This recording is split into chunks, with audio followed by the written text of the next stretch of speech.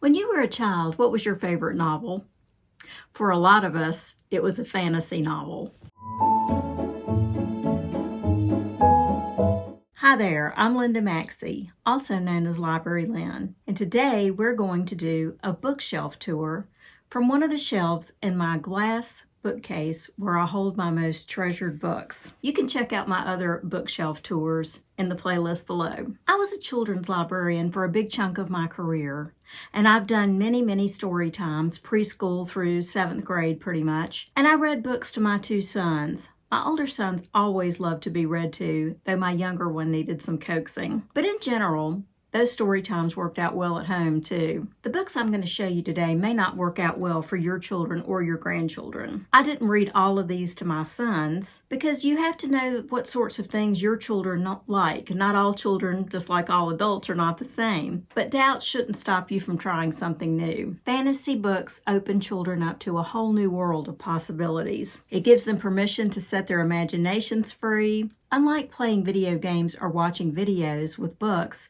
they can come up with their own ideas about how things look, smell, sound, taste, and feel. While I'm not showing you these books to recommend them for read-alouds, I do think they would be a good place to start for most kids. But I'm showing you these books because they're treasures that I have collected for myself throughout the years. I like vintage copies of books when I can get them, although my pockets aren't deep enough to afford first editions. The first up that I'm going to show you is the Winnie the Pooh books.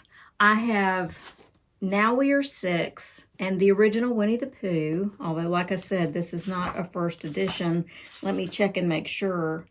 Yes, this was reprinted in 1961. And I also have a box set that I bought for my children when they were very small back in the early 1990s. This one has The House at Pooh Corner, When We Were Very Young, which is a poetry book, Now We Are Six, which is a poetry book, and of course, Winnie the Pooh.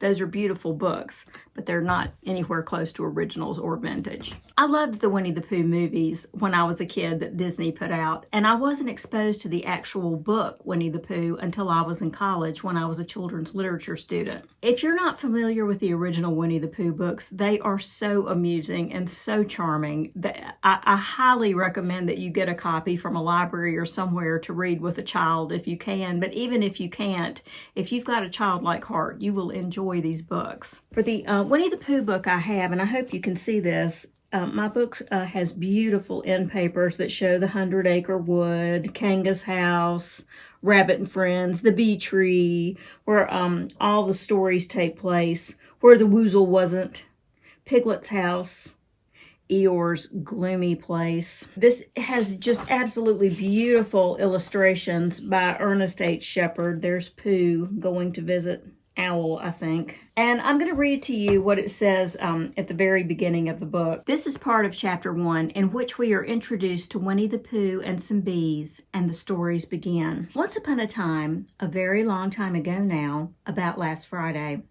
Winnie the Pooh lived in a forest all by himself under the name of Sanders. What does under the name mean? Asked Christopher Robin. It means he had a name over the door in golden letters and lived under it. Winnie the Pooh wasn't quite sure, said Christopher Robin. Now I am, said a growly voice. Then I will go on, said I. And that is where the stories begin. And then there's also the book, And Now We Are Six, which is also written for Christopher Robin and his friends. And the very last one, the very last poem in the book is called The End. And this is the poem after which the book is titled. When I was 1, I had just begun. When I was 2, I was nearly new. When I was 3, I was hardly me. When I was 4, I was not much more. When I was 5, I was just alive. But now I am 6. I'm as clever, so I think I'll be 6 forever and ever. The next book I'm going to show you is The Reluctant Dragon by Kenneth Grahame. It was also illustrated by Ernest H. Shepard. Here's the cover. This was one of my oldest son's favorite books when he was around 5 to 6. And if you haven't read it, it's also clever and funny, but more tongue-in-cheek than the Pooh books. It's also about a shepherd's son who borrows books from the local gentry that prepares him for his encounter with a dragon. And the two become companions. They actually become friends. But when the boy, and that's what he's called all the way through, I don't think we ever learn his name, the boy learns that Saint George himself is on the way to defeat his friend the dragon, and he realizes he must somehow help rescue his friend. This is also an absolutely delightful book. The next book I'm going to show you is the original Mary Poppins, although, like I said, I have a reprint. I don't have a first edition, but this is a copy, a reprint of the original first edition. This one was printed in 1962, and that was before parts of it had been deemed unacceptable and changed. So this is the original version, warts and all. The edition that I have was illustrated by Mary Shepherd, and Mary Shepherd is Ernest H. Shepherd's daughter. She was also Penelope Fitzgerald's stepmother. As you may know, P.L. Travers, who wrote this book, was not a fan of the Disney movie. She did not like the way that Julie Andrews portrayed Mary Poppins at all. She objected to the sweetness of the character. It was not at all the way she had pictured her or written her. But despite these issues, the book is fun to read, and it's quite a work of imagination. And I just think the illustrations are cute and delightful. Next we have Rabbit Hill, which the dust jacket would probably be prettier than this book cover, but I still think this is beautiful. I picked it up at a used bookstore years ago, and this was a favorite of my eldest son when he was still a child. And even as an adult, he's still enthralled with animals and plants and nature, and I think that Rabbit Hill probably had something to do with that. Here's the end papers in that book, and this is a rendering of the map of the town and the house and the fields and everything where the story takes place. This book was written by Robert Lawson, and he also wrote Ben and Me, which is about Benjamin Franklin and a mouse. It's Ben's biography written by a mouse. This book is about how animals and humans have to learn to live together. It's about a group of animals who live near a friendly family who respect them and try to help take care of them while allowing them to be the animals that they are. It's an idyllic picture of what life with animals could be, but I loved it and my son loved it. If you're wanting to get your children interested in nature and you would like for them to develop some empathy for animals, then I think this would be a fantastic book to try to read to them. The next book I'm going to show you is Peter Pan by J.M. Barrie. The original illustrations for this book were by F.D. Bedford, but the illustrations for the 1988 edition that I have are by Jan Ormerod. The end papers are, well, it's probably going to be hard for you to see these end papers because it's so dark. It's like a midnight blue with black silhouettes of the figures in the front. And then, of course, there's the moon and the stars and the fairy dust as Peter Pan flies away. This is actually quite a lovely edition of the book. I've got to confess that I've never read this book. I bought it while I was working on my Master of Library Science degree, and it was a treat to buy it because it was a classic and it was such a pretty edition. I tried to read it to my sons when they got older, but they didn't like it. After the first chapter, they asked me not to read them any more of it. And I went back and tried to read it myself, but for whatever reason, I just couldn't get interested in it either. I'm going to place it on my bedside table, though, and try to read through it when I get to it, when I work my way down the pile to it. I think it's time I did read that. My next book is one that I read to myself several times when I was in high school. One of my friends and I both loved children's books, and we read them even though some of our friends thought we were weird. We didn't care. I even wrote a critical analysis on Alice my senior year, and I think I wrote it on Alice and the Wind and the Willows, and there was one other book that I used, but I'm not sure which one.